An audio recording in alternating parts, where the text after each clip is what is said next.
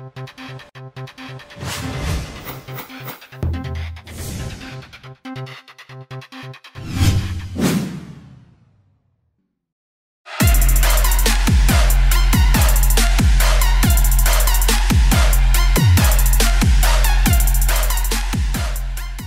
to Mata Vaganza, dan ini dia Aprilia Shiver 900. Ini generasi baru dari Aprilia Shiver yang sekarang udah banyak evolusi, ubahan, dan peningkatan yang dibawa daripada generasi sebelumnya. Kalau dibandingin generasi sebelumnya, yang paling signifikan adalah perubahan dari mesin yang sekarang punya konfigurasi V-twin cylinder 896 cc tepatnya, jadi bisa dibuletin ke atas jadi 900 cc, sementara sebelumnya 750 cc. Selain dari mesin, ada rangkaian ubahan peningkatan yang dilakukan Aprilia untuk naked sport bike ini. Dijanjikan punya karakter yang friendly, halus untuk diajak touring atau bahkan di dalam kota seperti di Jakarta untuk pengetesan kali ini. Nah, Shiver 900 ini masuk di kelas 900 cc sekarang, yang kalau dibandingin dengan motor lain itu kompetitornya adalah Ducati Monster 821 dan salah satunya Yamaha MT-09. Jadi motor ini punya tampilan sedikit lebih agresif dengan lekukan-lekukan tajam tapi tetap konservatif. Dan yang membuat motor ini khas Italia adalah Aprilia memberikan warna merah di sebagian frame di sini, terus ada di bagian blok mesin. Di sini juga ada coil dari suspensi yang dibawa dari Sachs, itu juga punya warna merah.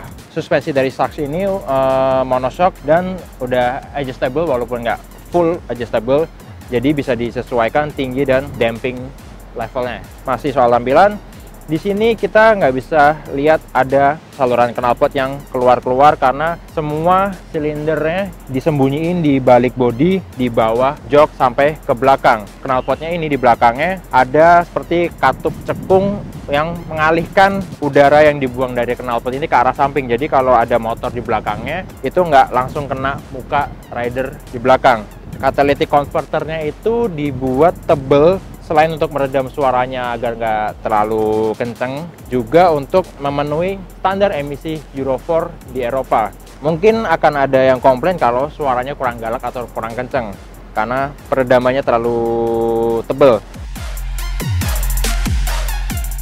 Sejarah soal tangkinya, ini banyak plastik ya, dan lekukan-lekukannya dibikin untuk ergonomikanya lebih baik. Tapi ini semuanya bukan kondom, ini langsung asli tangkinya. Bahan plastik mungkin rasanya murah ya, tapi mungkin ada alasan sendiri Aprilia punya pilihan seperti itu. Terus di sini ada air scoop untuk mungkin ke sistem pendinginannya, karena di sini ada radiator yang desainnya bagus ya menurut saya, karena dibikin seolah-olah menyatu, nggak terpisah antara bodi sama sistem pendinginan untuk mesinnya. Oh ya, kita ke lampu depannya dulu. Di sini lampu depannya mungkin untuk beberapa orang cenderung terlalu biasa ya, apalagi belum pakai lampu LED. Desainnya apa ya, kurang agresif. Terus di spatbor bagian depannya ini ada aksen mirip carbon fiber, bukan carbon fiber asli. Tampilannya lebih sporty. Nah, sekarang kita lihat ke bagian stangnya, kurang lebih seperti bagaimana motor sport seharusnya. Ada engine cut off, di sebelah kanan juga ada tombol starter, di kiri ada tombol untuk lampu dim atau lampu jauh, dan di sebelah kiri ada tuas untuk pengaturan mode layar TFT untuk panel instrumennya ini. Sekarang udah full digital. Sistemnya ini salah satunya untuk milih riding mode yang sekarang ada 3, yaitu ada rain, tour, dan race. Terus dari tombol di sebelah kiri ini juga bisa untuk mengubah tampilan MID atau Multi Information Display di motor ini. Sayangnya di interface-nya ini nggak ada sama sekali informasi soal kondisi tangki bahan bakar atau fuel meter ya. Jadi kita baru akan tahu kalau udah mau habis. Di sebelah kanan bawah ini akan ada muncul lambang kuning menandakan kalau motor ini bensinnya udah minim atau harus segera diisi. Nah, kalau soal riding posisinya ini nggak terlalu tinggi badan 168 cm. Ini nggak terlalu jinjit, gampang untuk stabilin dalam kondisi berhenti. Terus di sini juga nggak terlalu ke belakang posisi stepnya. Remnya juga kalau dalam kondisi ini lumayan intuitif ya, dapat feelingnya. Terus posisi stangnya juga nggak terlalu jauh, nggak terlalu tinggi, nggak terlalu rendah, pas. Masih enak untuk pakai tangan ini sebagai tumpuan redaman dari guncangan di stang. Terus kalau soal joknya, ini busanya termasuk empuk ya, lihat nih, gampang ditekannya, terus one piece, jadi untuk penumpang belakangnya juga nggak terlalu tinggi, dan karena ini nggak keras, jadi lebih enak untuk dipakai lama-lama waktu riding di dalam kota. Terus ini ada grip atau behel yang orang-orang bilang, yang masing-masing di sebelah kiri kanan nggak nyambung, lebih enak untuk gripping. Oh ya, hampir lupa kalau di stang ini sekarang udah ada power charger yang langsung bisa nyambung ke kabel USB. Jadi kalau baterai gadget atau smartphone mau habis waktu perjalanan, gampang tinggal colok ke sini, terus di sini tinggal tambahin bracket aja untuk pasang smartphone di motor ini. Sekarang kita waktunya untuk coba langsung test ride motor ini, Aprilia Shiver 900.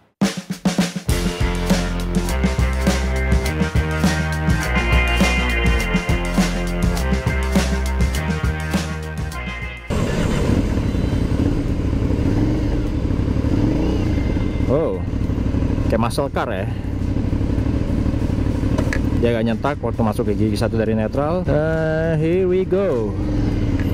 Impresi awalnya waktu mulai jalan dari posisi diem, torsinya soft ya, atau linear. Dalam kota atau macet-macetan gini sih cukup nyaman ya, walaupun mesinnya gede. Posisi tangan di stang tuh lebar, nggak terlalu rendah atau terlalu nunduk. Jadi untuk riding di dalam kota ini enak, nggak cepet capek harusnya. Perpindahan giginya juga halus, ya torsinya pas di bawah. Walaupun sebenarnya mungkin kayaknya ini motor karakter torsinya lebih padat di RPM atas. Oh ya, manuver motor ini juga kalau diajak di belokan yang nggak terlalu kenceng atau patah-patah gini di dalam pemukiman cukup lincah, walaupun motornya lebar dan cenderung berat ya. Terus kerasa itu bobotnya lebih condong di depan, hampir nggak ada gejala understeer loh sama sekali. Oke, suspensinya juga nggak terlalu keras. Dan salah satu favorit saya dari fitur Shiver 900 ini adalah quick shift atau auto blip. Jadi kalau kita lagi RPM tinggi nih, mau kenceng, kita bisa pindah gigi halus, tekan kopling kayak gini nih. Kita coba ya. Tuh, itu tadi nggak harus pakai pedal tuas koplingnya, nggak harus ditekan untuk pindah gigi. Itu nggak hanya untuk naikin gigi ke lebih tinggi, tapi juga bisa untuk turunin ke gigi yang lebih rendah. Oke, setelah nyoba motor ini selama beberapa hari terakhir, menurut saya perlu ditingkatkan atau diimprove dari Shiver 900 ini feedback dari rem di depan. Jadi feedback tuas rem depan ini kurang gigit, feelingnya kurang dapet, nggak seperti feeling pedal rem untuk rem belakang di kaki. Walaupun udah nyoba di 4 option dari posisi remnya sendiri. Terus kalau kita ajak motor ini nikung nih, agak rebah, motor ini nurut loh. Oh ya, mumpung lagi berhenti, saya mau kasih tahu kalau motor ini punya radius putar yang mungkin nggak benar-benar nggak nyaman untuk di dalam kota. Lihat, cuma segini. Ini bakal agak nyusahin ya kalau kita harus putar balik di jalan yang kondisi jalannya nggak terlalu lebar. Untuk spionnya, visibilitasnya oke. Panel instrumennya gampang dibaca. Dia ada auto dimming, jadi kalau kondisi terang biar gampang dibaca, dia pakai yang background putih, tulisannya hitam. Terus baliknya kalau udah kondisinya gelap, dia akan berubah jadi backgroundnya hitam, sementara dial atau tulisannya warna putih. Terus kalau soal posisi duduknya, ini posisi tangkinya di bagian bawah nih cukup ramping, jadi enak untuk dijepit sama paha. Selain nyaman, posisi tangkinya yang ramping juga enak untuk ngajak motor ini tikung rebah.